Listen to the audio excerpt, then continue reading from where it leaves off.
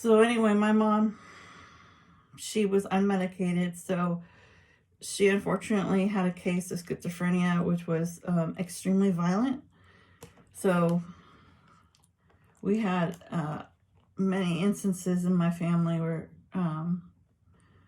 my grandmother and I and like one other family member would be, hit or kicked or, definitely screamed at, chased, um, you know, hit with objects. I mean, she was truly like not interested in being brought out of her world. Like if you would want to talk to her or ask her something, it's like you would almost have to shake her to get her to pay attention to you and not the hallucination. And my grandmother always had this habit of like, she thought, because my grandmother was my mother's mother, she always had this idea that if my mom would see me visiting, she lived in another state, that would sort of draw her out of the hallucinations maybe, and her mothering instinct would kick in, and maybe she would engage with me in some way and stop doing what she was doing.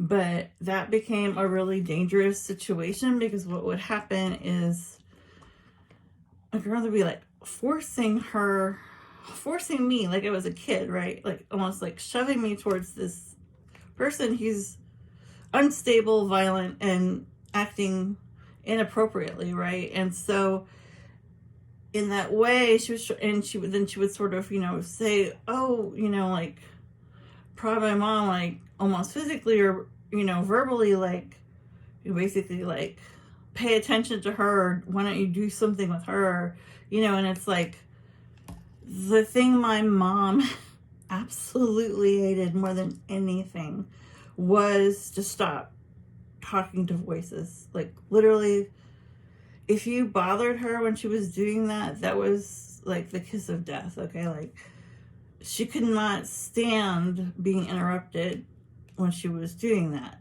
And so I felt like in a dangerous situation, which I was in, because it's like with my grandmother being so insistent and like physically shoving me towards my mom's body, like onto her. It was like she was always smoking and she was very agitated and pacing around, and just, you could tell she was getting more and more tense and, shrill and screaming and stuff. And it's like,